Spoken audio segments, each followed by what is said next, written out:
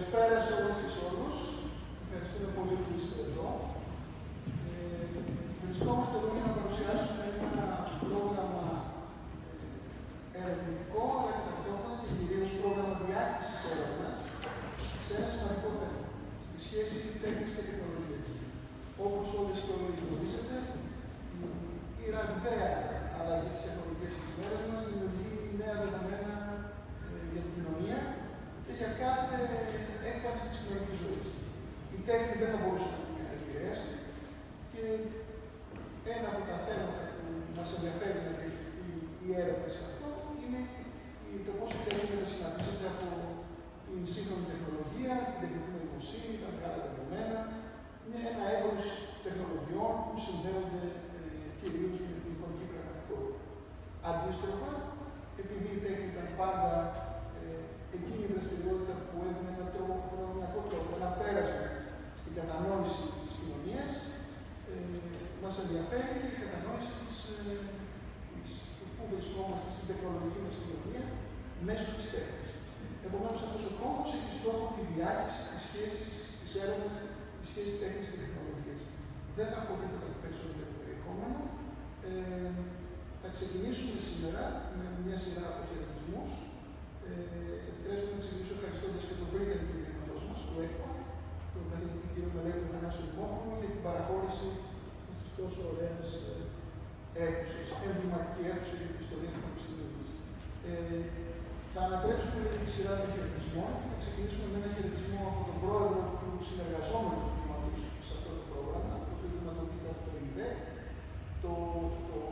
Ο φορέας που υλοποιεί το πρόγραμμα, ο βασικός, είναι το τμήμα Θεωρίας και Ιστορίας της Τέχνης της Σχολής Τεχνών. Ο συνεργαζόμενος φορέας είναι το τμήμα Ιστορίας και Φιλοσοφίας της Επιστήμης του Εθνικού και Καποδιστικού Πανεπιστημίου Αθηνών. Είναι μαζί μας ο πρόεδρος του τμήματος αυτού, ο κ. καθηγητής κ. Νοημοσύνης, τον οποίο δίνω αμέσως το λόγο για να έχει λεπτά. Ευχαριστώ θερμά για την πρόσκληση να παρευρεθώ στην απόψινή παρουσίαση του νέου ερευνητικού προγράμματος. Η ημέρα μου ήταν γεμάτη συναντήσεις, αλλά ξεκίνησε με την ανάγνωση κάποιων αποσπασμάτων από το κείμενο του Ιπποκράτη περί της ιατρικής τέχνης. Σε αυτό το κείμενο, ο Ιπποκράτης αναφέρει ότι οι άνθρωποι φοβούνται να κοιτάξουν την τύχη στο κοινό τους πρόσωπο, γι' αυτό και στράφηκαν στην τέχνη. Απέδιναν έτσι την εξάρτησή τους από την τύχη, όχι όμως την εξάρτησή τους από την τέχνη. Κάποιες εξαρτήσεις βέβαια είναι πνευματικά γόνιμες και καθημερινά αναπόφευκτες. Η φιλοσοφία ως τέχνη του βίου, η τέχνη ως μορφή παραγμάτωσης της ανθρώπινης ελευθερίας και η τεχνική ως το πλέον οικείο τμήμα της αλληλεπίδρασης με την πραγματικότητα. Θέλω να δώσω συγχαρητήρια στους ερευνητές του ερευνητικού προγράμματος. Ομολογώ ότι ζηλεύω που συνέβησαν μια τόσο ακμαία και με εξωστρέφεια ερευνητική ομάδα και εύχομαι τα καλύτερα στους νέους και τις νέες ερευνήτριες που θα εμπλακούν σε αυτό το project. Ευχαριστώ. Ευχαριστούμε πολύ, κύριε Πρόεδρε. Να σημειώσω και να ενημερώσω ότι η εκδήλωση βιντεοσκοπείται, φωτογραφίζεται και ηχογραφείται. Αν κάποια ή κάποιος δεν θα ήθελε να είναι παρούσα παρόν ενώ γίνεται αυτό, μπορεί να εξελιχθεί από την αίθουσα. Θα προχωρήσουμε με τον χαιρετισμό του πρίτανη του Εθνικού και Καποδιστικού Πανεπιστημίου Αθηνών, επειδή είναι το ίδιο που φιλοξενεί αυτή την εκδήλωση. Ο πρίτανης του Δημόπουλος μας έχει στείλει τον ακόλουθο χαιρετισμό, είναι στη ΣΥΠΑ και δεν θα μπορούσε να παρευρεθεί. Η ραγδαία ανάπτυξη των τεχνολογιών που συνδέονται με την τεχνητή νοημοσύνη και την εικονική πραγματικότητα επηρεάζει κάθε κοινωνική δραστηριότητα της τέχνης συμπεριλαμβανομένης. Πολύ χαρακτηριστικά, οι αποκαλούμενες ψηφιακές τέχνες αποτελούν ήδη ένα διακριτό και διαρκώς διαδηλωμένο πεδίο, το οποίο στο Πανεπιστήμιό μας, το ΕΚΠΑ, υποστηρίζεται ήδη από ένα πρωτοπόρο πανεπιστημιακό τμήμα. Η τέχνη, από τη συγκρότηση της ηλικής της υπόστασης μέχρι τον τρόπο επικοινωνίας της, δεν αξιοποιεί απλά την τεχνολογία. Η τέχνη μας παρέχει ένα προνομιακό τρόπο για να κατανοήσουμε την τεχνολογία, για να κατανοήσουμε μια τεχνολογική κοινωνία, την κοινωνία μας. Χαιρόμαστε ιδιαίτερα με το ΕΚΠΑ, μέσω ερευνητικής ομάδας της Ιστορίας και Φιλοσοφίας της Επιστήμης, στο οποίο μελετάται συστηματικά η τεχνολογία από την οπτική των ανθρωπιστικών και των κοινωνικών επιστημών, συνεργάζεται με μια αξιολογότατη ερευνητική ομάδα από το Τμήμα Ιστορίας και Θεωρίας της Τέχνης για τη διαμόρφωση ενός καινοτόμου κόμβου διάχυσης της έρευνας στη σχέση τέχνης και τεχνολογίας με χρηματοδότηση από το ΙΔΕ. Χαιρετίζω, καταλήγει το επικοινωνία μας, αυτή τη συνεργασία και εύχομαι στον κόμβο τεχνολογία των Ασουπούτου και ΕΚΠΑ κάθε επιτυχία στο εξωσιογραφές, πολυδιάστατο και σημαντικό έργο. Συνεχίζουμε το χαιρετισμό του κ. Νίκου Τρανού, καθηγητή και πρίτανη της Σχολής Τεχνών. Τέχνη και τεχνολογία, πώς να φτιάξετε ένα δενταϊστικό κλίμα. Για να φτιάξετε ένα δενταϊστικό κλίμα, πάρτε μία εφημερίδα, πάρτε ένα ψαλίδι, επιλέξτε ένα άρθρο, εφόσον σκοπεύετε να κάνετε το κλίμα σας. Κόψτε το άρθρο, στη συνέχεια κόψτε κάθε μία από τις λέξεις που απαρτίζουν αυτό το άρθρο και βάλτε σε μία τσάπα. Ανακοινήστε το απαλά. Στη συνέχεια βάλτε τα αποκόμματα το ένα μετά το άλλο με τη σχετική σειρά που θα αφαιρείτε που τις ακούτε. Αντιγράψτε το σημείο.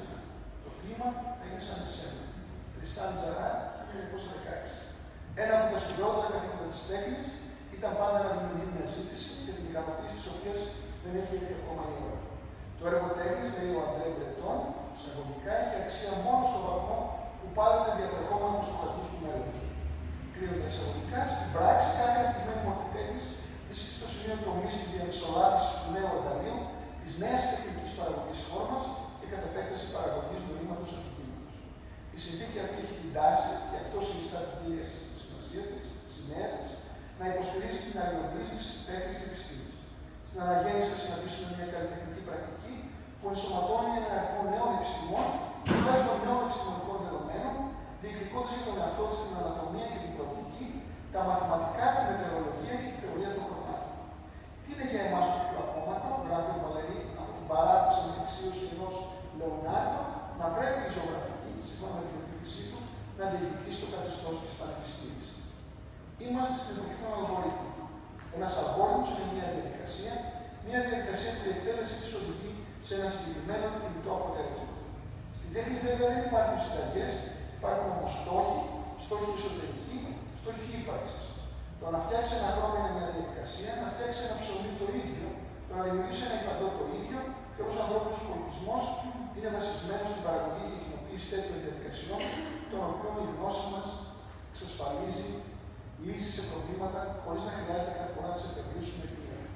Οι καλλιτέχνες, που πολύ νωρίς άρχισαν να εφαρμόζουν αλγοριθμικές τεχνικές με τη βοήθεια των πρώτων υπολογιστών, γιατί είχαν συσταθεί ότι υπάρχει αυτός ο χώρος όλων των πιθανών αποτελεσμάτων εικόνων που δεν θα μπορεί ποτέ να μας παρουσιαστεί.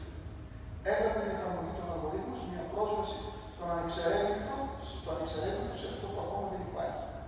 Από τότε οι αλγόριθμοι δεν έχουν αλλάξει πολύ, αλλά το πιο γρήγορο και ισχυρό hardware υλικό και η εφαρμογή του σε ένα μεγάλο αποδεδομένο big data του έχει δώσει πρόσβαση σε όλα τα πεδία της καλλιτεχνικής δραστηριότητας, από τη λογοτεχνία έως την παραγωγή εικόνων, που πλέον δεν διαχωρίζονται από αυτές που δημιουργούνται από ανθρώπους. Το έργο όμως παραμένει υπαρξιακό και όχι αισθητικό για τους καλλιτέχνες, μπορούν οι εικόνες και οι ιστορίες ως αποτελέσματα αυτών των αλγορίθμων να υπάρξουν χωρίς εμάς. Ποιος θα δει αυτές τις ιστορίες και ποιος θα τις ακούσει. Τι ιστορίες είναι τα εκθέματα ενός μουσείου όταν κλείσουν τα φώτα και απουσιάζουν τον επισκεπτό. Στην εποχή των αλγορίθμων θα φωτιστεί το μυστήριο ή θα μας παρουσιάσει το πραγματικό, το άλυτο της ύπαρξής του. Η συνεργασία του τμήματος θεωρίας και ιστορίας της τέχνης της Ασουπούτου και του τμήματος ιστορίας και φιλοσοφίας της επιστήμης του ΕΚΠΑ είναι η αρχή μιας συνεργασίας της οποίας τα ωφέλη είναι σημαντικά για την κατανόηση της ύπαρξής μας. Νίκος Τρανός, πρίτανης Ασουπούτου. Πρίτανης του ΕΚΠΑ είναι πνευματολόγος. Ο πρίτανης της Ασουπούτου δικαιούται μεγαλύτερο χαιρετισμό, προφανώς, ως ειδικός. Τους ευχαριστούμε πάρα πολύ για τις δύο και την γενικότερη υποστήριξη. Ένα σύντομο χαιρετισμό και από την καθηγήτρια Σοφία Τενίση, πρόεδρο του Τμήματος Ιστορίας της Τέχνης της Τεχνών. Το Τμήμα Θεωρίας και Ιστορίας της Τέχνης της Ασουπούτου, πρώτο και μοναδικό τμήμα στην Ελλάδα που προάγει αποκλειστικά τις ιστορικές και θεωρητικές, και ιστορικές προσεγγίσεις της τέχνης, έχοντας το προνόμιο να γυμνιάζει με το Τμήμα Εικαστικών Τεχνών, φυτόριο της νέας γενιάς καλλιτεχνών, διεξάγεται την είδηση που έχει σήμερα συστηματική έρευνα για θέματα τέχνης. Το Τμήμα Ιστορίας και Φιλοσοφίας της Επιστήμης του ΕΚΠΑ, από την άλλη, αποτελεί έναν επίσης μοναδικό στο είδος του φορέα, ο οποίος ερευνά την επιστήμη και την τεχνολογία, αλλά κυρίως τη σχέση τους, τη λειτουργία τους και την επίδρασή τους στη σύγχρονη κοινωνία. η συνεργασία των δύο τμήματων στο πλαίσιο του Κόμβου Τεχνολογία του ΕΚΠΑ, με στόχο τη διάρκεια τη έρευνα γύρω από τι σχέσει τέχνη και τεχνολογία, σε μια εποχή που αυτή η σχέση είναι όλο και πιο στενή, αλλά ταυτόχρονα όλο και πιο περίπλοκη, αποτελεί υπόδειγμα δράσεων των ακαδημαϊκών ιδρυμάτων με στόχο τη μεταβίβαση τη γνώση και τη πληροφορία σε ευρύτερε ομάδε ειδικού αλλά και γενικού κοινού. Χαιρετίζω αυτή τη συνεργασία και εύχομαι κάθε επιτυχία στον Κόμβο Τεχνολογία και μακρά συνέχεια στο έργο και τι δράσει. Ευχαριστούμε πάρα πολύ την Πρόεδρο. Θα δώσω τώρα το λόγο στον επιστημονικό υπεύθυνο του έργου, τον καθηγητή Κώστα Ιωαννίδη, από τη Σχολή Καλοκαιρινών, από το Τμήμα Θεωρίας και Ιστορίας της Τέχνης. Είναι αυτός που έχει την πρώτη επιστημονική ευθύνη για το έργο. Το ΕΚΠΑ, όπως είπαμε, είναι ο συνεργαζόμενος φορέας. Ο κ. Ιωαννίδης είναι αυτός που μας προηγείται τις ομάδες του Ινστιτούτου, αλλά και του συνόλου των ερευνητών και των ερευνητών του έργου, επομένως και της δικής μας ομάδας.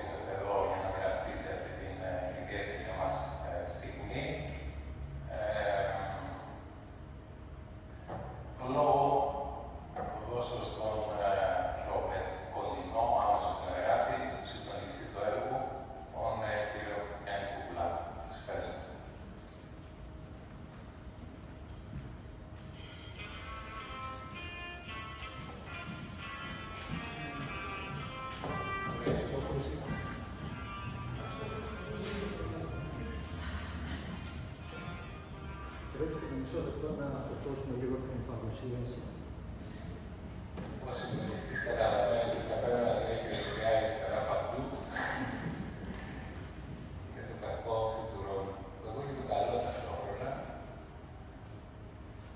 Εγώ να πω όσο ετοιμαζόμαστε τώρα που έχουμε χτυπάσει από τον συνάδελφο του κ. Σονίδης, ότι αν έχουμε και ένα μικρό κρέμι για την αρχική ιδέα, Αυτό οφείλεται στην ανάγνωση του βιβλίου του. Το λέω τώρα μια και μέσα εδώ. Ένα εξαιρετικό βιβλίο για την σχέση φωτογραφίας με την φωτογραφία ως τέχνη και ως τεχνολογία. Στο 10ο αιώνα, από το 10ο αιώνα ποσοστό, είναι πάρα πολύ ενδιαφέρον για εμάς τους ιστορικούς της τεχνολογίας για την κοινότητά μας να μελετήσει τις απόψεις για την φωτογραφική τέχνη όπως διαμορφώθηκαν ιστορικά από τις απαρχές της και μετά. Και το βιβλίο του κ. Ανίδη είναι υποδειγματικό.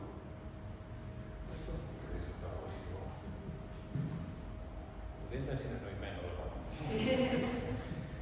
Καλησπέρα για μένα και σας ευχαριστούμε όλες και όλους για την παρουσία σας εδώ. Ως συντονιστής του έργου αυτού θα προσπαθήσω να κάνω μια σύντομη περιγραφή του έργου, των στόχων του, αλλά ακόμα περισσότερο των δράσεων του, αυτών που έχουν ήδη πραγματοποιηθεί, αλλά και αυτών που μένει να γίνουν, καθώς το έργο αυτό έχει ακόμα αρκετή διάρκεια ζωής και η φιλοδοξία μας είναι να μην περιοριστεί μόνο στις αποφασισμένες και εκκριθήσεις δράσεις, αλλά να κάνει ακόμα περισσότερες, να βρει ακόμα περισσότερους συνεργάτες και συνεργάτες, να επεκταθεί όσο το δυνατόν περισσότερο, γιατί μέχρι τώρα η εμπειρία έχει δείξει ότι είναι και σημαντικό το έργο και πολλοί άνθρωποι που ενδιαφέρονται γι' αυτό και θέλουν να το ακολουθήσουν. Το έργο αυτό με τίτλο «Τεχνολογία, διάχυση της έρευνας για την τέχνη σε μια τεχνολογική κοινωνία» αποτελεί ένα έργο που υλοποιείται στο πλαίσιο της τρίτης προκήρυξης της δράσης «Επιστήμη και Κοινωνία» με τίτλο «Κόμβου, έρευνας, καινοτομίας και διάχυσης» του ΕΛΕΚ. Όπως προανέφεραν και οι Κώστας Ιωαννίδης και Τεχνητής, φορέας υποδοχής είναι το ΘΙΣΤΕ, το Τμήμα Θεωρίας και Ιστορίας της Τέχνης, και συνεργαζόμενος φορέας το Τμήμα Ιστορίας και Φιλοσοφίας της Επιστήμης, το ΙΦΕ του ΕΚΠΑ. Οι στόχοι του έργου, μάλλον οι αιτίες που οδήγησαν στην πρόταση για αυτό το έργο, είναι πράγματα που λίγο πολύ είναι σε όλους και όλες γνωστά. Η αδιαφυσβήτητη επέλαση της τεχνολογίας, και η επέλαση δεν έχει ανάγκη να είναι αρνητική εδώ, είναι όμως αντικειμενικό γεγονός, η επέλαση της τεχνολογίας στο πεδίο της καλλιτεχνικής παραγωγής, ως μέθοδος, αλλά και ως πρακτική και θέμα του ίδιου του καλλιτεχνικού έργου. Η παγιωμένη θέση, και αυτό που έχει παγιωθεί ακόμα περισσότερο, ότι ο διάλογος γύρω από τη τεχνολογία και την τέχνη είναι ερμηνευτικός, αφορά μόνο μια κλειστή ολιγάριθμη ελίτ. Η περιορισμένη κριτική συζήτηση, τουλάχιστον στην Ελλάδα, αλλά νομίζω και αλλού, σχετικά με τις απαρχές, τη γενεαλογία αλλά και την ιστοριογραφία της σχέσης μεταξύ τέχνης και τεχνολογίας. Κατ' επέκταση, η ελλειπής, έτσι κρίνουμε εμείς τουλάχιστον, και έτσι είναι, διερεύνηση των συνεπειών που έχει η τεχνολογία στην τέχνη και τέλος, οι προοπτικές που διανοίγονται στην καλλιτεχνική παραγωγή, καθώς και η φύση και η οντολογία όμως του έργου τέχνης σε μια τεχνολογική κοινωνία. Ως προς τούτο λοιπόν, δεν θα παρουσιάσω αναλυτικά την ομάδα έργου. Είναι εδώ, είναι μια εκτενής μεγάλη ομάδα ανθρώπων, προερχομένων και από τα δύο τμήματα, επιστημόνων που ειδικεύονται ακριβώς στη σχέση τέχνης και τεχνολογίας, αλλά δεν περιορίζεται σε αυτούς τους ανθρώπους το έργο. Έχει και ένα ευρύ δίκτυο συνεργατιδών και συνεργάτιδων, το οποίο επεκτείνεται διαρκώς, άνθρωποι με τους οποίους έχουμε κοινά μονοπάτια και τα απαντήσουμε παρέα, άνθρωποι που μας δίνουν και κερδίζουν πάρα πολλά, αλλά νομίζω και οι ίδιοι ωφελούνται, έτσι ώστε και η καλλιτεχνική παραγωγή αλλά και η έρευνα να προχωρήσουν ακόμα περισσότερο. Οι δράσεις λοιπόν του Κόμβου, γιατί εδώ είναι νομίζω το θέμα στο οποίο θα ήθελα να σταθώ περισσότερο, ουσιαστικά χωρίζονται σε τρεις τομείς. Ο πρώτος είναι η εκπαίδευση και η διάχυση, ο δεύτερος είναι η ηλεκτρονική πλατφόρμα και ο τρίτος τα social media που διαχειρίζεται ο Κόμβος τεχνολογία. Η εκπαίδευση και η διάχυση λοιπόν αποτελούν νομίζω το μεγαλύτερο μέρος του έργου, αποτελούνται επίσης από 4 υποκατηγορίες, τις διαλέξεις, τα σεμινάρια, τα εργαστήρια και μία σειρά από in situ συζητήσεις που θα πραγματοποιηθούν σε διάφορους χώρους. Ως προς τις διαλέξεις λοιπόν, έχουν ήδη πραγματοποιηθεί ή και θα πραγματοποιηθούν μία σειρά από τέτοιες που αφορούν και τη θεωρία της τέχνης και τη θεωρία της τεχνολογίας. Ως προς τη θεωρία της τέχνης, οι ήδη πραγματοποιηθήσεις διαλέξεις αφορούν την ιστορία και θεωρία της φωτογραφίας και τη σύγχρονη φωτογραφία. Ως προς τη θεωρία της τεχνολογίας αφορούν την bio-art, αλλά και την ιστορία ευρύτερα και θεωρία της τεχνολογίας.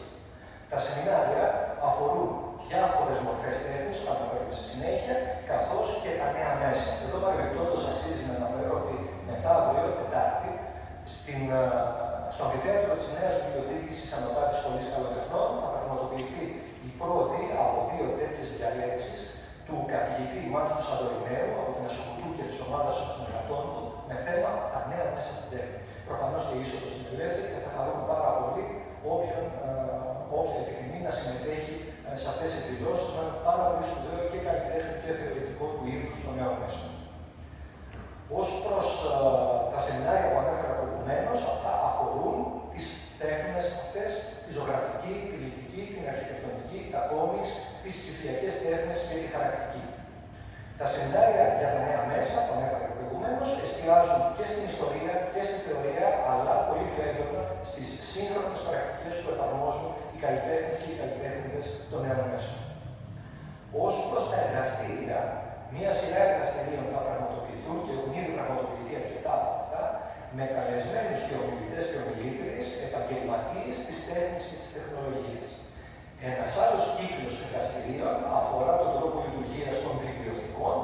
Αυτά τα εργαστήρια θα πραγματοποιηθούν στη Βιβλιοθήκη της Ανωτάτης Σχολής Καλοτεχνών, που είναι μία από τις μεγαλύτερες στα Βαλκάνια, αν όχι στην Ευρώπη, καθώς και στην Βιβλιοθήκη του Τμήματος Ιστορίας και Φιλοσοφίας της Επιστήμης, με οργανωτές τους ίδιους και τις ίδιες τους υπαλλήλους και τις υπαλλήλους στις βιβλιοθήκες, τους βιβλιοθηκονόμους και τους βιβλιοθηκονόμους. Οι in situ συζητήσεις έχουν να κάνουν με χώρους στους οποίους πραγματοποιούνται εκθέσεις, αλλά και με χώρους στους οποίους οι ίδιοι καλλιτέχνες και οι καλλιτέχνηδες παράγουν την τέχνη τους στα ίδια τα καλλιτεχνικά τους εργαστήρια. Αυτά είναι τα εργαστήρια, όπως ανέφερα προηγουμένως, εντάχει αναφέρω ότι πραγματοποιήθηκαν ήδη και όλα αυτά υπάρχουν στην πλατφόρμα του Κόμβου, είναι βιντεοσκοπημένα και μπορείτε να παρακολουθήσετε. Εργαστήρια που αφορούσαν τη δουλειά και τον τρόπο λειτουργίας των δασκάλων της πρωτοβάθμιας εκπαίδευσης, των καθηγητών της δευτεροβάθμιας, εργαζομένων σε γκαλερί, μουσεία, βιβλιοθήκες και δημόσιους φορείς, δημοσιογράφους, κριτικούς, μεταπτυχιακούς φοιτητές, υποψήφιους διδάκτορες, αλλά και απόφοιτους σε αναζήτηση εργασίας. Κάθε ένα από αυτά τα εργαστήρια ήταν εστιασμένο σε μία ειδική πληθυσμιακή ομάδα από αυτές που μόλις ανέφερα. Τα εργαστήρια αυτά είναι αυτά που ανέφερα προηγουμένως για τις βιβλιοθήκες. Τέλος, οι in situ συζητήσεις που θα πραγματοποιηθούν σε χώρους εκθέσεων και χώρους καλλιτεχνικής παραγωγής. Η ηλεκτρονική πλατφόρμα του Κόμβου, www.ΤΕΧΝΟ-ΛΟΓΙΑ.gr, νομίζω ότι αυτή τη στιγμή, περίπου έναν χρόνο μετά την πρώτη της λειτουργία, είναι ένα πράγμα μαμούθ, και το λέω με απολύτως καλή έννοια.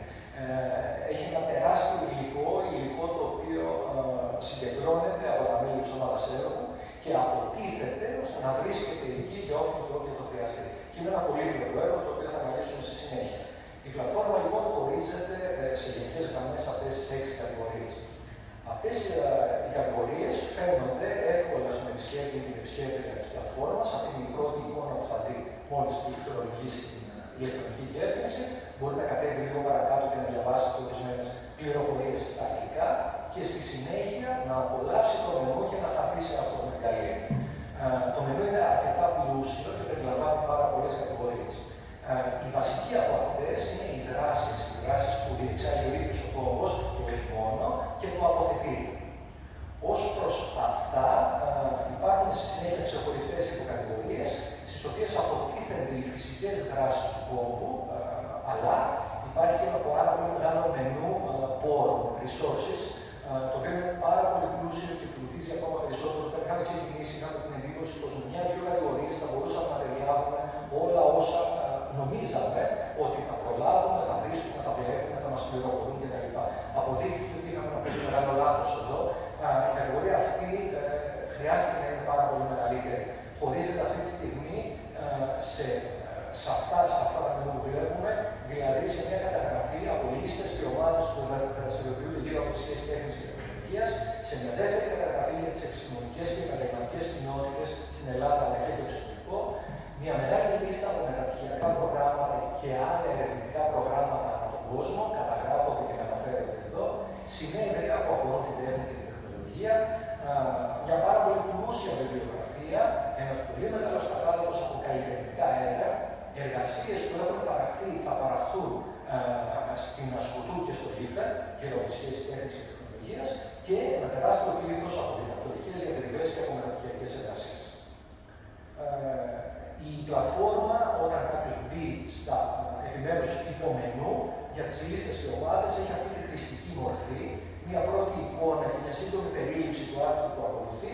Πατώντας στο διαβάστα περισσότερα, ο επισκέπτης ή η επισκέπτρια μπορεί να μπει στο κυρίως άρθρο και να διαβάσει ακόμα περισσότερα πράγματα, κατά κανόνα έχοντας και τον κατάλληλο υπερσύνδεσμο για να αναδρομολογηθεί στον κατάλληλο φορέα, στον κατάλληλο άνθρωπο, στην κατάλληλη εργασία κάθε φορά. Κατεβαίνοντας, μπορείς να βρεις όλες αυτές τις πληροφορίες και τις ειδήσεις. Για παράδειγμα, σε επιστημονικές και επαγγελματικές κοινότητες, να πληροφορηθείς για μια πληθώρα τέτοιων κοινοτήτων που δεν φανταζόμασταν ότι είναι τόσο πολλές όταν ξεκινούσαμε, αλλά και εδώ διαψευστήκαμε. Τα ερευνητικά προγράμματα επίσης, τα οποία είναι κάθε μέρα όλο και περισσότερο, δηλαδή μια γρήγορη βόλτα που κάνουμε κάθε μέρα στο να εντοπίσουμε νέα πράγματα και να πληροφορηθούμε, μας αφήνουν το στόμα ανοιχτό για το τι τρέχει κάθε φορά γύρω από τη σχέση τέχνης και τεχνολογίας. Ενδεικτικές είναι οι εικόνες και σελίδες που βλέπετε. Για τα συνέδρια, επίσης, κυριαρχεί το ίδιο, δηλαδή μια πληθώρα από γεγονότα που αναμένεται να γίνουν, έχουν γίνει, γίνονται τις ημέρες που μιλάμε. Στη βιβλιογραφία πάλι, και εδώ είναι αφανές το πεδίο, καθώς και εδώ, γυρίζοντας συνεχώς προς τα πίσω, αλλά και κοιτώντας το παρόν, ανακαλύπτουμε όλο και περισσότερα βιβλία που πάντα πιστεύαμε ότι θα είναι πολύ λιγότερο και πιο εύκολα να τα καταγράψουμε, αλλά αποδείχθηκε και εδώ ότι η πληροφορία είναι πολύ μεγαλύτερη αυτή που νομίζαμε ότι θα συναντήσουμε. Προχωρώντας στην πλατφόρμα, πάλι εδώ έχουμε διάφορες σελίδες από τη βιβλιογραφία, νομίζω ένας τομέας της που έχει ιδιαίτερα ενδιαφέρον ακόμα και για έναν επισκέπτη που μπορεί να μην ενδιαφέρεται και τόσο πολύ για τη σχέση τέχνης και τεχνολογίας σε θεωρητικό, ιστορικό ή ερευνητικό επίπεδο, αλλά ενδιαφέρεται μόνο να απολαύσει καλλιτεχνικά έργα, να τα δει, να τα μελετήσει, είναι ακριβώς αυτός ο τομέας της καταγραφής του αποθετηρίου, δηλαδή των καλλιτεχνικών έργων. Από πολλούς και πολλές Έλληνες και Ελληνίδες καλλιτέχνες και καλλιτέχνηδες έχουμε το ίδιο το πρωτογενές έργο, τους προσπαθούμε να προσεγγίσουμε ακόμα περισσότερους, όμως τα καλλιτεχνικά έργα είναι έτσι κι αλλιώς πάρα πολλά και στις περισσότερες περιπτώσεις η πλατφόρμα οδηγεί σε ένα δευτερογενές επίπεδο έρευνας και αναζήτησης.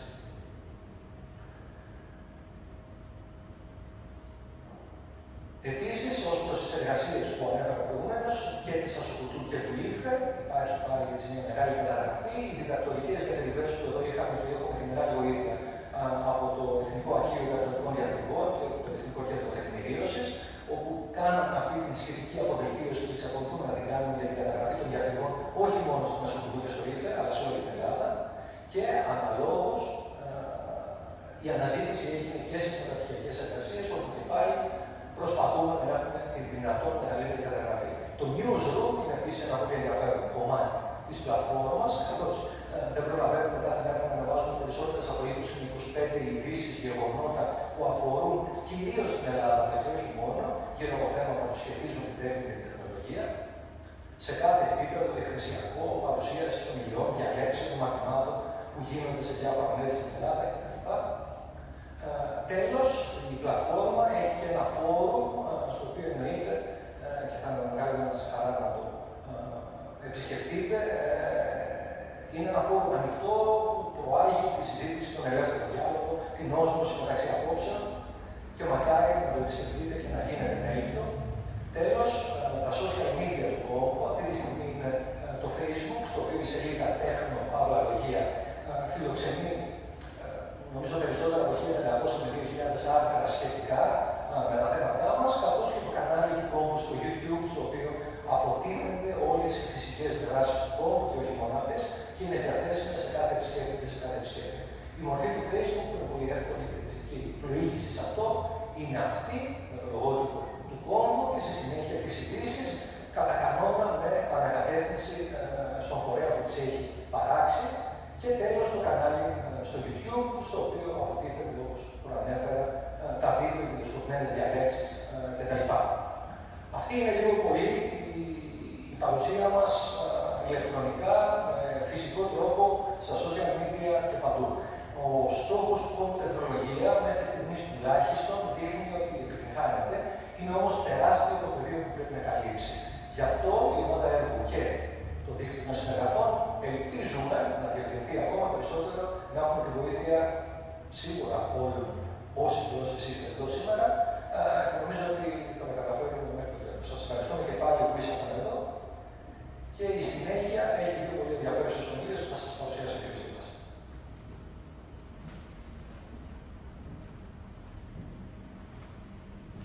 Είναι πράγματι έχουμε δύο πολύ ενδιαφέρουσες εκδηλώσεις. Μία είναι η παρουσίαση από τις υποκόμματες για τη διάχυση έρευνας σε σχέση με τις τεχνολογίες.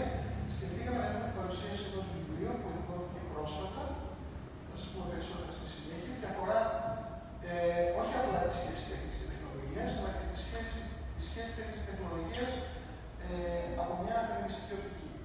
Είναι το πρώτο βιβλίο που θέλετε να παρουσιάσουμε, είμαι σίγουρος ότι θα έχουμε την ευκαιρία να παρουσιάσουμε και άλλα αντίστοιχα εγχειρήματα. Και το δεύτερο είναι μια παρουσίαση μιας διπλωματικής που έχει εκπονηθεί στο ΙΦΕ, μια και μέσα στο ΕΚΠΑ και σχετίζεται με το αντικείμενο του Κόμβου. Πρώτα όμως, και στο σημείο αυτό, θα ήθελα να παρουσιάσω, μιας και είμαστε στο ΕΚΠΑ, την ομάδα έρευνας και τους συνεργάτες και τις συνεργάτριες, μέχρι τώρα συνεργάτες και συνεργάτριες του Κόμβου. Είναι η κυρία Ελένη Γέμπτου. Εμείς δεν έχουμε το πρώτο τμήμα, αλλά έχουμε την Ελένη Γέμπτου και τη μεγάλη δύναμη στο πεδίο σχέση επιστήμης, τεχνολογίας και τέχνης. Ειδικεύεται σε αυτό το αντικείμενο, τη γνωρίζετε αρκετές και αρκετοί εδώ. Με την κυρία Γέμπτου συνεργαζόμαστε και στην επίβλεψη εργασιών και σε πολλές άλλες αντίστοιχες δραστηριότητες. Είναι πολύ σημαντικό που είναι μαζί μας στον Κόμβο. Οι συνάδελφοι Μέλη Εδίπ, η Τάλια Νοξανάτη και η Κατερίνα Γερμιτζάκη, οι οποίες ειδικεύονται, είναι εδώ η Τάλια και η Κατερίνα, ειδικεύονται στη μουσιολογία και στην ανάπτυξη εκθέσεων που σχετίζονται με την επιστήμη και την τεχνολογία, επίσης συμβολούς πολίτη. Είναι ο Δ. Μανώλης Σίμος, Νάτος, εκεί. Ο Μανώλης προσφέρει στην κοινότητά μας την έρευνα και τη διδασκαλία μαθημάτων στη φιλοσοφία της τεχνολογίας, αλλά και μαθημάτων στη σχέση λογοτεχνίας και τεχνολογίας. Το ξέρετε κάποιες και κάποιοι, δεν χρειάζεται να πω περισσότερο για το πόσο πολύτιμη είναι και η δική του συμβολή. Η Μαριλένα Πατεράκη, η Μαριλένα Πατεράκη ασφαλιστεί και τα έλεγχε στη συνέχεια, εδώ έχουμε κάνει μια εφαρπαγή από το Δικαλό Τεχνών. Έχουν έρθει στη δικιά μας κοινότητα με πρώτο πτυχίο του Δικαλού Τεχνών. Είναι δηλαδή και καλλιτέχνηδες. Η Μαριλένα εργάζεται φέτος και σαν ακαδημαϊκή υπότροφο στο πλοίο μας. Μεταξύ άλλων έχει ειδικότητα και σε αυτό που αποκαλούμε transhumanism, το οποίο αποτελεί πεδίο πολύ, πολύ μεγάλο ενδιαφέροντος για όσους ασχολούνται με τις τέχνες και τεχνολογίες. Ευχαριστούμε πολύ την Μαριλένα και η Ασπασία η Καναράκη, επίσης από το Καλό Τεχνικό Πρωτοτυχείο. Τώρα ολοκληρώνουμε το διδακτορικό της εμάς και προφανώς αξιοποιούσε το Καλό Τεχνό, γιατί μελετά πως συστάσεις και χειρονομίες σε ένα ιατρικό εργαστήριο παίζουν ρόλο στην διαμόρφωση και στην ανάλυση των αποτελεσμάτων.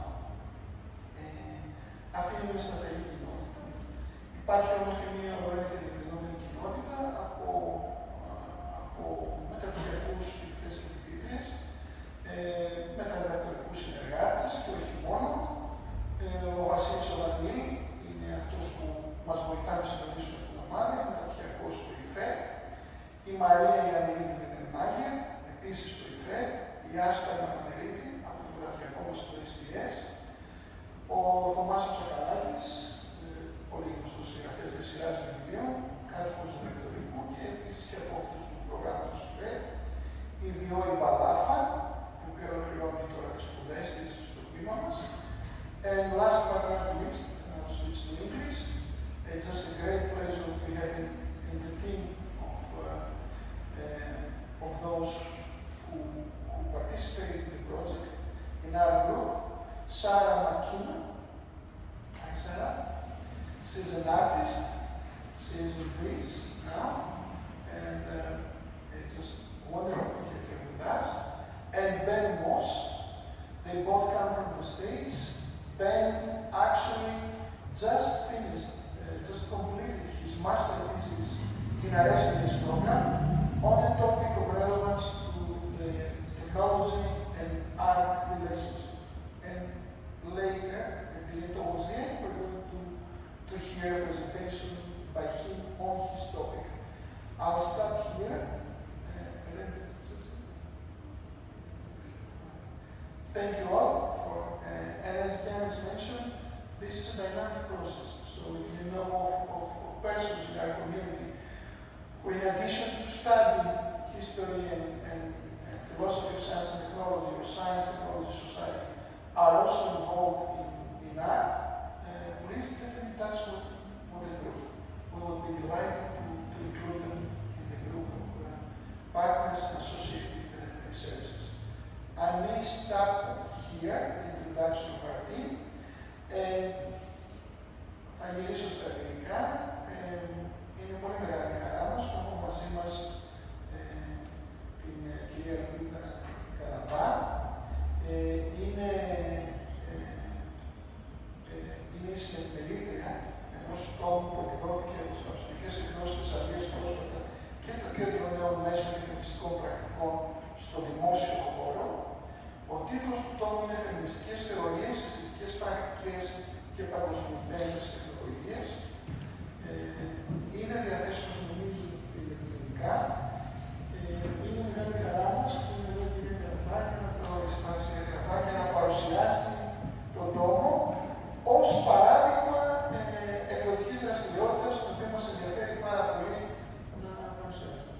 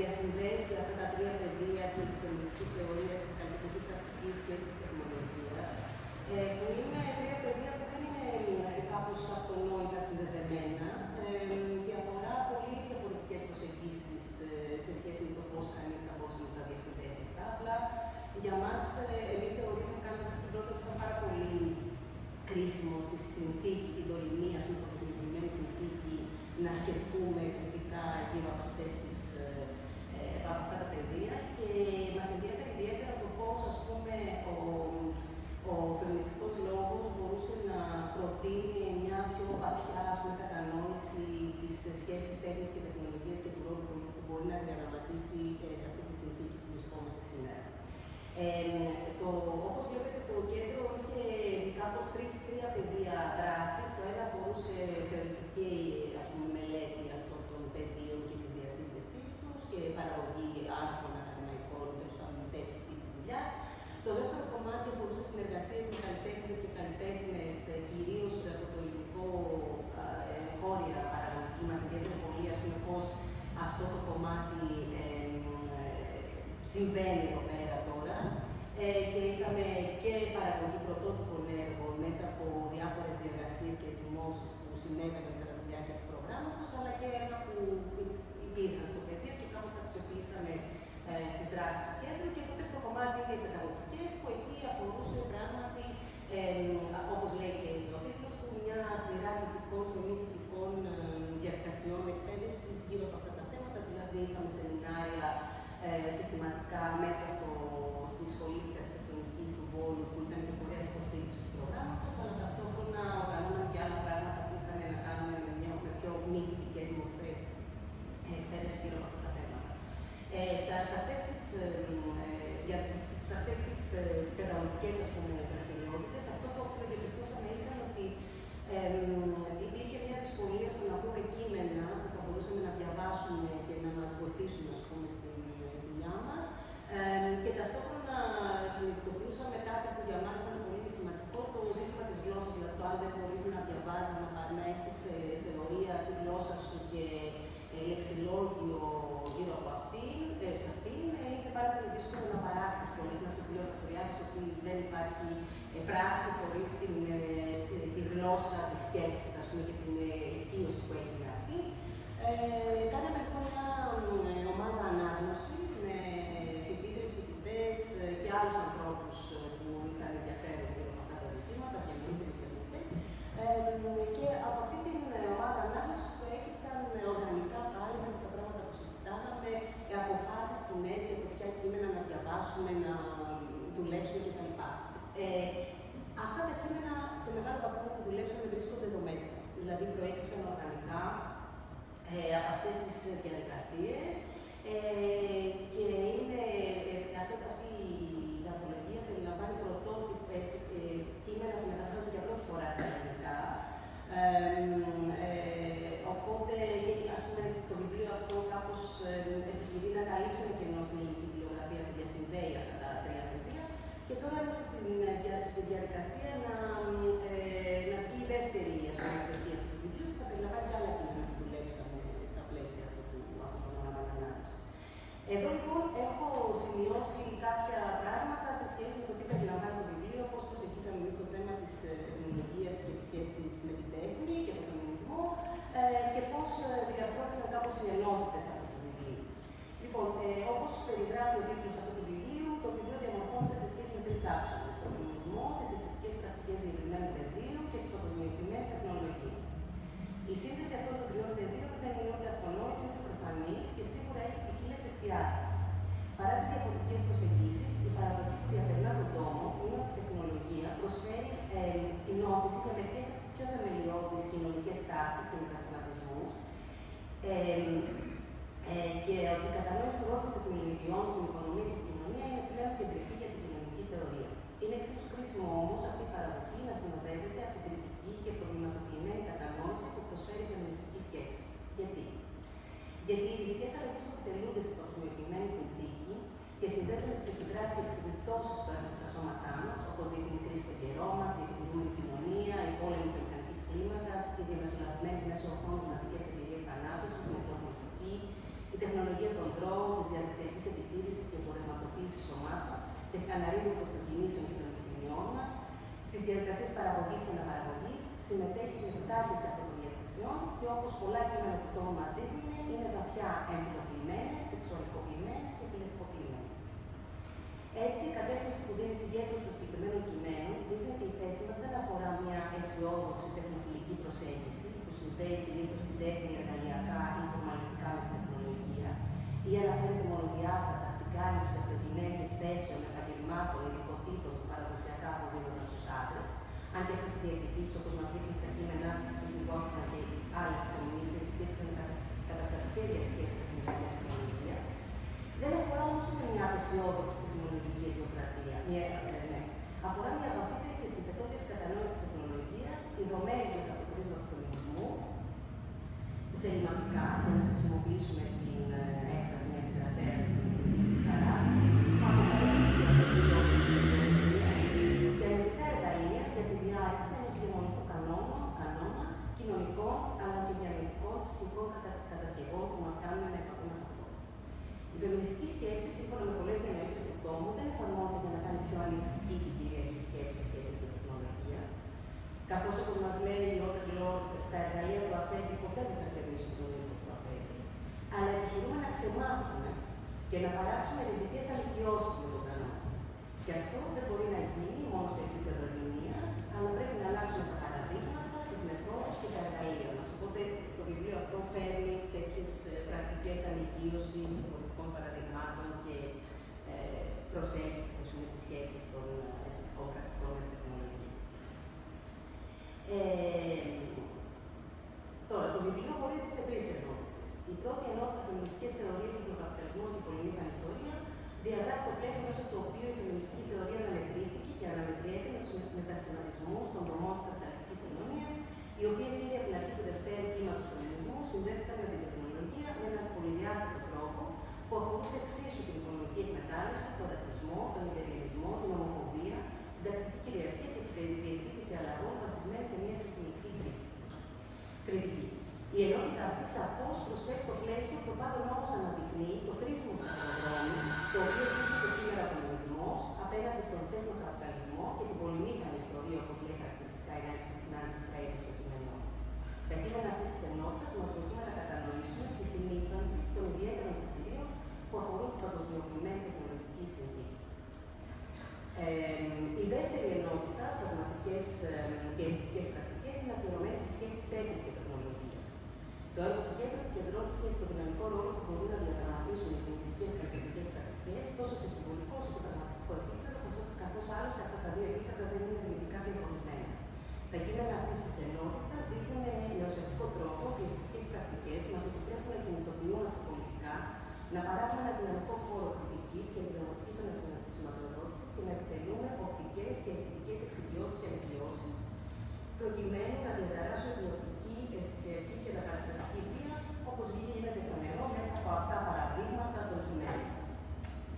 Οι πρακτικές που προτείνουν τα κείμενα και αυτές που δοκιμάζουν στο κέντρο τοποθετούνται στο διευρυμένο πεδίο του πολιτισμού, στο οποίο διαπλέκονται υποκείμενα, αντικείμενα, bots που αφορούν το φυσικό και το εικονικό, το πραγματικό, το φαντασιακό και τη δικτυωμένη πραγματικότητα, τον διασυνδεδεμένο, κινητό και αποτεχνόμενο τρόπο ζωής.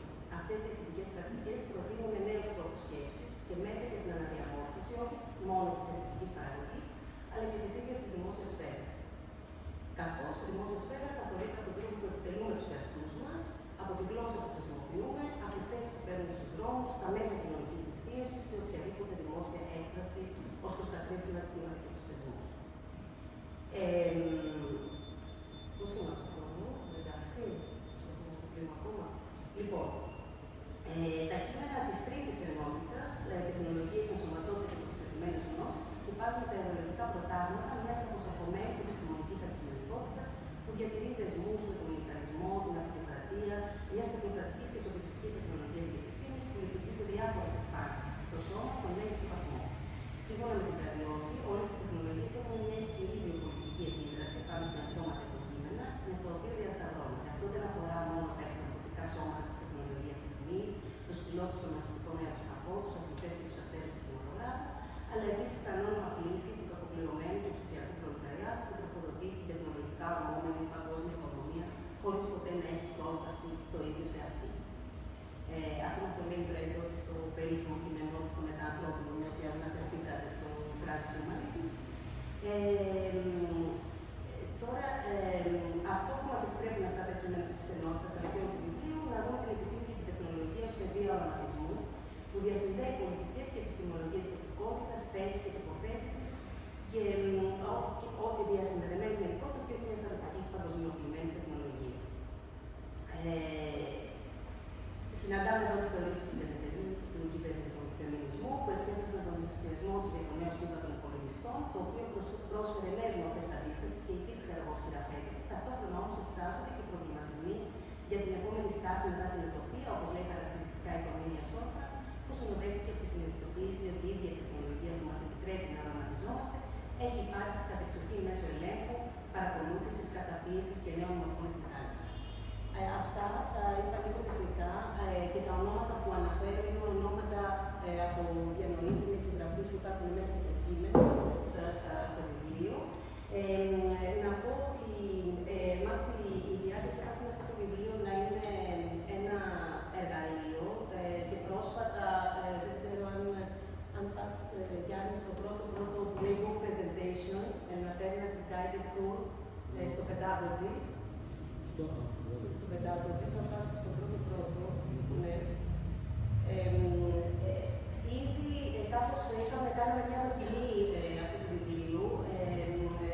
Κάναμε μια συνεργασία με το Μουσείο Σύγχρονης Τέχνης και προτείναμε να χρησιμοποιήσουμε αυτό το βιβλίο σαν εργαλείο για να επισκεφτούμε, να κάνουμε μια ανοιχτή ξενάγηση στο κοινό κάπως εξοικειώσεις και ανοικιώσεις σχετικά με το πώς θα διαβάσουμε τη μόνιμη συνταγή του έννοιας, που δεν αφορούσε, ας πούμε, πώς θα τη διαβάσουμε κάπως με την οικειοποίηση, ας πούμε, ενός φεμινιστικού λεξιλογίου, αλλά πώς μπορούμε να διαταράξουμε λίγο τη σχέση μας με αυτά, τους τρόπους που βλέπουμε, ακόμα και τους τρόπους που αποκτήθηκαν αυτά τα έργα, τα πλαίσια μέσα στο οποίο φτιάχτηκα. Και σε αυτή την ξενάγηση έχουμε 400 άνθρωποι. Πράγμα που μάλλον μας δείχνει ότι αυτό το πεδίο είναι, τουλάχιστον και για τη χώρα μας, ένα πεδίο πολλών προοπτικών για το πώς, ας πούμε, μπορούμε να παράξουμε αυτές τις αναταραχές, όπως λέει η Μπάτλερ, τις αναταραχές φύλου, και ελπίζουμε να όντως να χρησιμοποιηθεί ως ένα τέτοιο εργαλείο και να δημιουργήσει και δυνατότητες για συνέργειες στο μέλλον. Σας ευχαριστώ πολύ πολύ.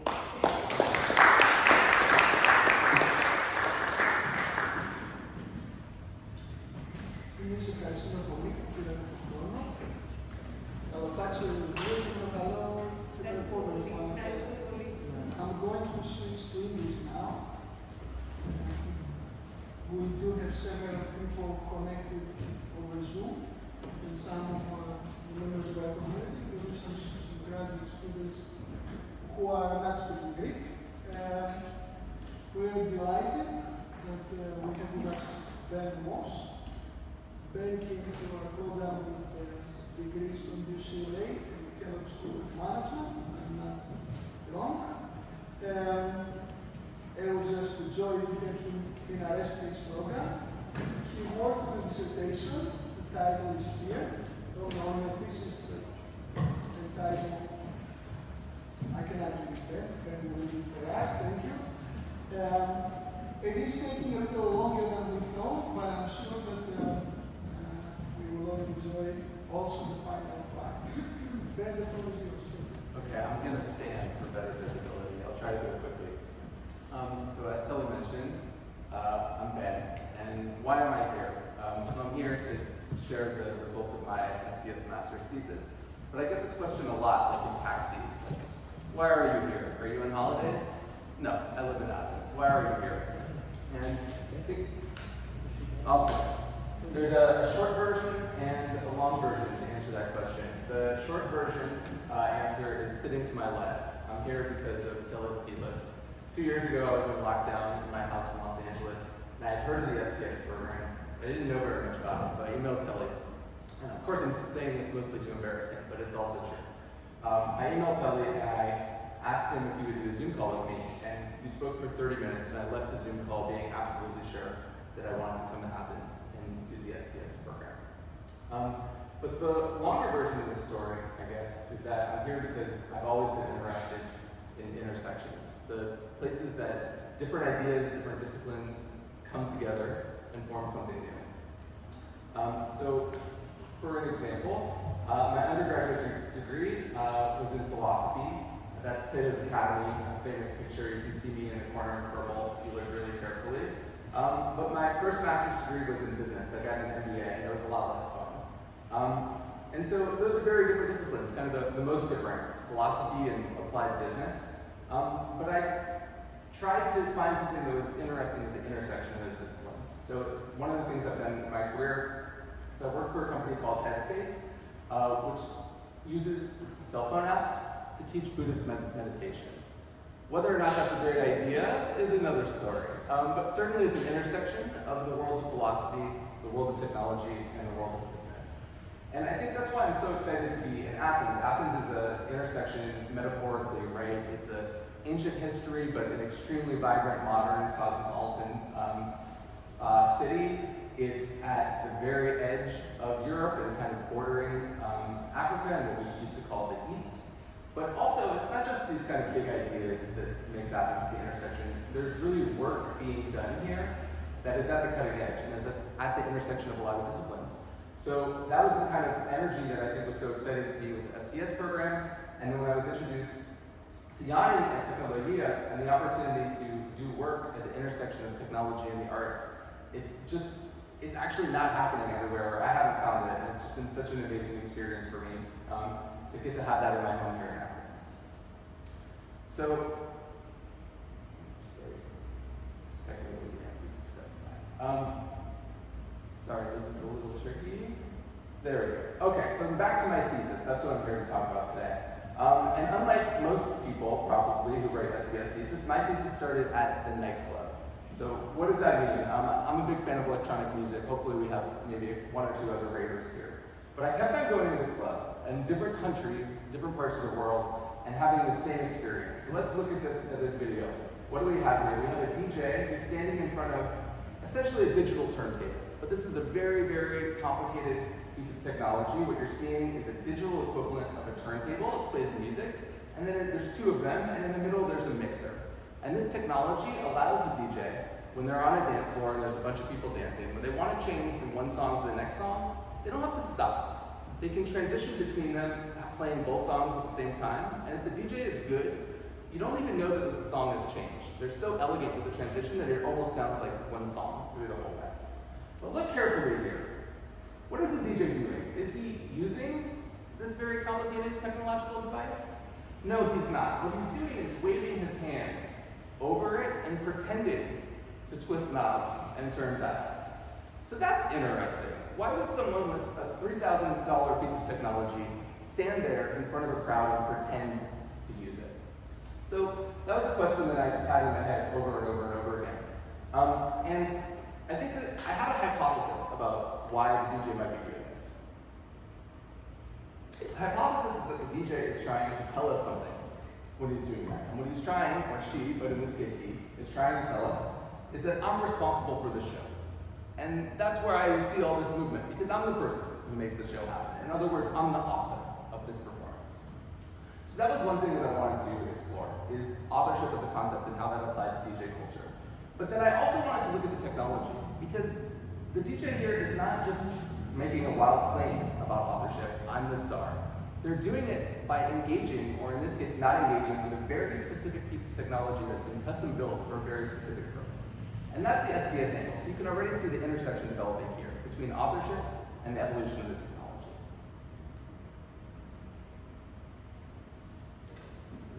There we go. Okay, so first, quickly, we don't have time to get too much into authorship, but there's kind of a traditional idea of authorship that arose in the 18th and 19th century, and it imagines the author as this individual creative genius. So I'm a genius, I come up with this brilliant idea, I decide one day I'm going to write it down on a piece of paper, and then when I do that, I become an author.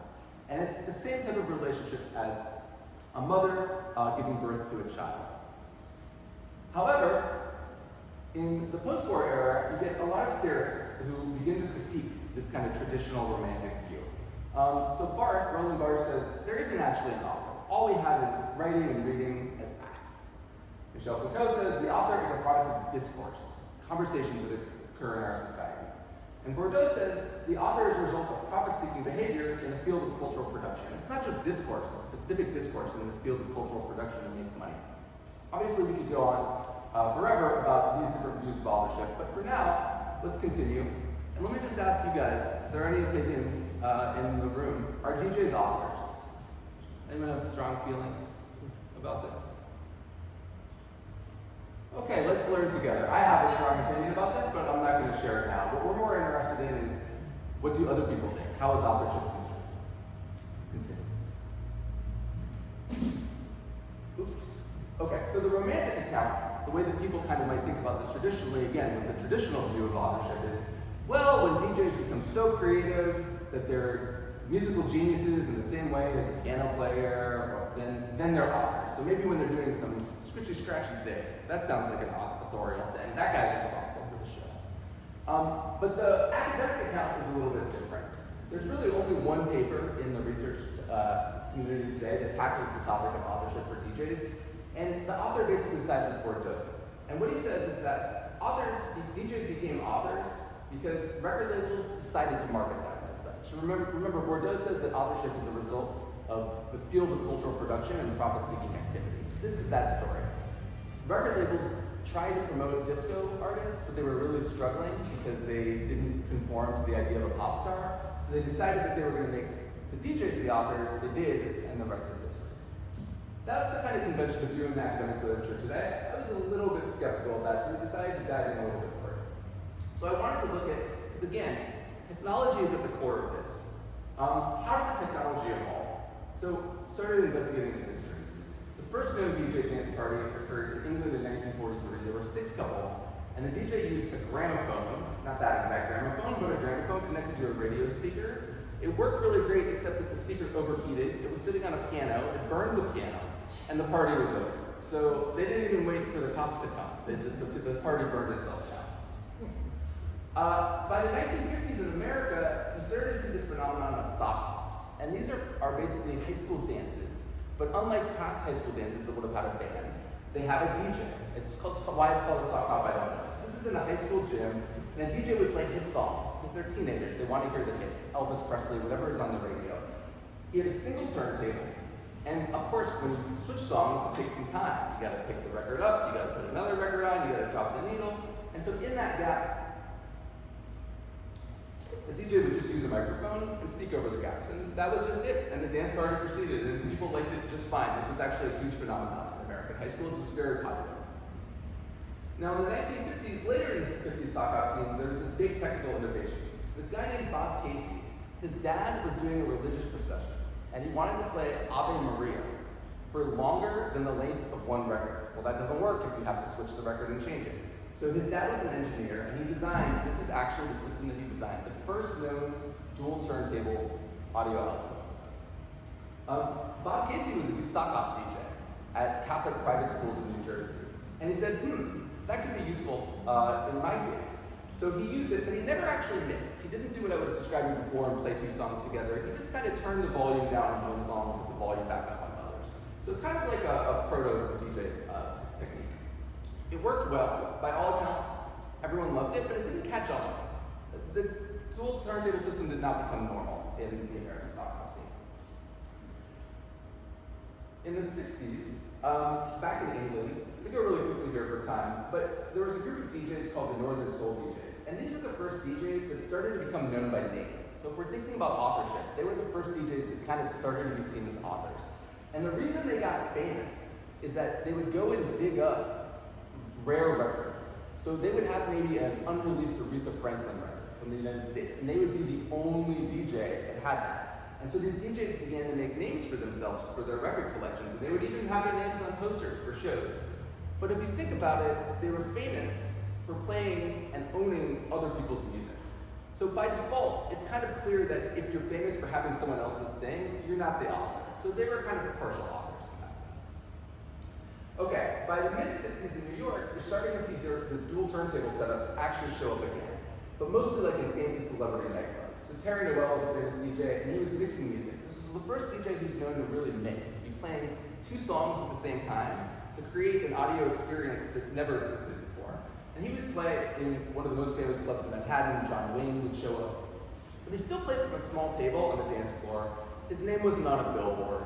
He's not a superstar author. He's still kind of an anonymous technician for the most part, even though he's mixing. Now everything's about to change.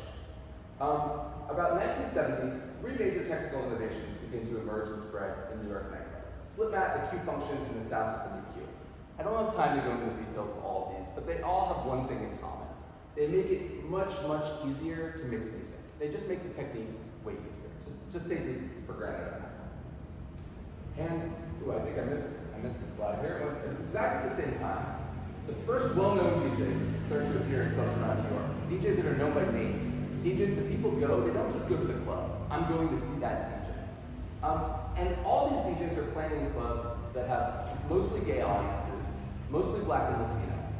And they're mixing music together. 100% of these DJs are mixing. This has now turned into a totally standard technique that they're playing the 2 songs together over each other. But they're not just mixing, 1 song, 2 songs, 3 songs. They might be playing 12 or 24 hours at a time. The club opens at 9 p.m. on Friday, and it closes maybe at Saturday at 4 p.m. in the afternoon. Francis Grasso is considered the first star DJ, and again, the first DJ who really kind of fits the mold of all. So this is a quote from my number 1 source for my thesis. DJ Francis played music. The disc jockeys before him had just put records on it. So notice how authorship is now embedded in the description of Francis Grasso. Before, you were putting on other people's records. Now somehow, you're playing music. So why? why did mixing technology catch on at this time and in this place? That seems to be the question for this entire history. So STS, I think, can help us answer these questions. So there's a naive answer, the answer that we're going to respond to with STS, which is something like, it's basically a technological determinism answer. It says something like, well, the design of the turntables and all the other accoutrements was kind of perfected, and once they got the design right, that was obviously the superior technology for DJs, and so all the DJs adopted it, and that's why they started to mix. But there's a lot of problems with that kind of naive idea. The first problem is that Bob Casey's turntable wouldn't have been great, but it was totally capable of mixing. And he never did it. He never even thought to do it. And then the second problem is that even after that mixing technology improved, and even after every DJ in New York was mixing with 2 turntables in 1970, it took 10 years for mixing to catch on in England. You could have gone to any nightclub in London in 1979, no mixing. So the STS approach is going to diverge from the naive approach by situating technology in the social world in which it emerges. And we're going to look more at that now. So let's think about these 2 social worlds. The sock hop is a social environment that encourages hit songs because there's teenagers that want to hear what they know on the radio. Hit songs are played at different tempos. Some hit songs may be ballads, others may be really fast dance numbers. So that's very hard to mix, right? You can't really mix 2 songs that are totally different tempos. And there are these strong constraints on kind of hedonistic behavior. So at Bob Casey's sock hops, remember he was at Catholic high schools, there were priests who would stand, and if boys and girls were dancing too close together for too long, the priest would come and pull them apart. So the priest doesn't really want there to be this like really throbbing dance floor. Those conditions don't favor mixing. There's no need to keep 2 songs running, or 10 songs, or 20 songs, if the priest is going to come and interrupt it in the middle anyway. But a gay club is a very different social environment. It encourages a sexually charged, kind of throbbing dance floor. And again, we talked about the length. You can't just play radio hits for 18 hours at a time. And you can't play songs that are totally different for 18 hours at a time. People will go crazy. Mostly, they were playing disco music, a similar style that you can kind of play with ebbs and flows for a long day. Those are the perfect conditions for mixing. That makes the technique and the technology really favorable. And so in this case, the technology that evolves is driven by the social context. It's not inevitable. And so trying to tie this all together, why did Francis Grasso, the first author DJ, start mixing music in his sets? Because the social context of his sets demanded it. Why did he acquire authorship? Why did he become a star and not the other DJs before him? Because the mixing allowed him to obscure the authorship of the record producers. When I play 10, 15 songs in an hour, and you can barely, I'm so good at transitioning between them, and you can barely even tell when one song ends and the next begins, I'm not thinking about individual songs. I'm thinking about the person who's standing in a big booth, who's twisting those knobs, and is creating a performance and a sound and an entire audio experience that I've never seen before. So again, he's put himself at the center of the performance. And why did the technology continue to evolve to favor mixing? Because we saw that basically the DJ setup that most DJs use today, it's been digitized, so some DJs still use turntables, but usually they're using basically a fake turntable, but it even looks like a turntable. It's the same setup. It's 2 turntables and a mixer. It's almost exactly a more sophisticated version of the same thing. The reason that the technology continued to evolve in that direction, or one reason I'm arguing, is that performers who are granted authorship have more social power in the context of the contemporary music industry. Once you're known as the creator of the show, you can build a brand against your name. When people see you on a billboard, they start to know you by name, so you can tour internationally. Maybe you can release a mix record or a CD. So there's all kinds of benefits to authorship, regardless of how it gets constructed. The thing I want to emphasize here, and this is really something that I took away from the STS program, is it could have gone another way. Remember, in England, mixing didn't take off for another decade, and the reason for that is that in England, the popular music at the time was not disco.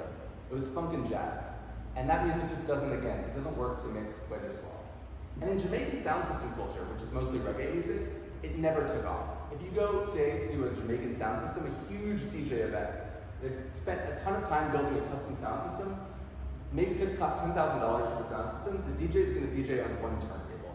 In fact, I have a photo, this is from a festival, the Tech Festival this summer, and this is a duo. You can't really see, but to the right of the DJ in black, there's a second turntable. He's not using it. He's just switching the record on 1 single turntable, and his partner on the left in the white t-shirt is speaking over the transition. This is today. These guys know how to use two turntables. The technology doesn't make sense to them.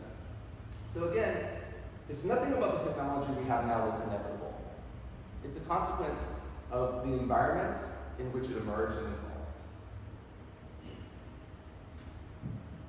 Okay, so back to this guy. Maybe now that we've explored authorship and we've explored the history of the technology, we can take some more educated guesses about, frankly, what the hell he's doing. So here's where I've landed on. The DJ technology that we're familiar with today, as I mentioned, two turntables and a mixer, it's the same as what Francis Grasson is using, evolved in the context of sweaty 70s skate clubs. And remember, the technology isn't neutral. It was instrumental in winning DJs authorship. That was great for the DJs. It maybe wasn't so great for the record producers, who, in a Northern Soul party, they would have been the center of the show. But at a 70s gay club, no one even knows what record was playing. Today, DJs enjoy more authorship than ever. I mean, you can go spend $100 to go see a DJ at a club, even in Athens today. But the social context in which they operate has changed again. So here's a photo of maybe the most famous 70s club in New York, David Mancuso's Loft. And you can see it's like a very intimate affair. There's balloons dropping. It's literally in a loft. And here is the Ultra Music Festival in Miami. This is a very different scene. There's about 100,000 people here. The DJs, who they all know, like our international touring pop stars, are standing on a table. They're screaming. They're not going to be playing disco music for 12 hours. They're going to play a 45-minute set, probably, at this huge international music festival. So, again, the context here is very different. Today's megastar DJs, like the ones I just showed at Ultra, they're playing the mixed gender, short sets, and the audience mostly just wants to hear the hits, right? They're not trying to hear deep cuts from disco. So the social conditions of that kind of environment are that DJ doesn't really need to mix. Like, that's not important to the type of performance that he or she is doing. But they have to be seen as mixing. They need to be perceived as mixing because it's the mixing that gives them the authorship. And the authorship, that brand that is attached to their name, the feeling that they're responsible for the show, is the reason that people are willing to pay so much, or a reason that people are willing to pay so much to see them. Even if they don't care about the mixing part, they need to be seen as the stars of the show, as the authors. So, back to the intersection. In our modern lives, there's really very little art that doesn't involve technology in 2022. So STS, which explains how technology emerges, is an essential discipline for understanding the world of creative expression. I mean, the toolbox is just so powerful for understanding what's going on in the artistic world. But the whole point of this is that technology comes out of the social world. And in the social world, concepts like authorship, which are normally studied in maybe like a literature department or an art theory department, those concepts matter. Those change the social world that we live in. They change the power dynamics. So if we want to study technology through STS, we'll do that best when we're informed by the creative arts as well. So in short, again, I'm just so excited about the work that we're doing at Techno-ЛОГИА. Thank you to Telly and to Yanni for inviting me to be a part of the team. Thank you all.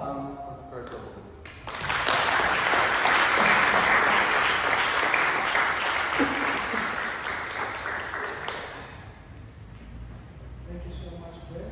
Thanks everybody for being here. Most of you saw the report.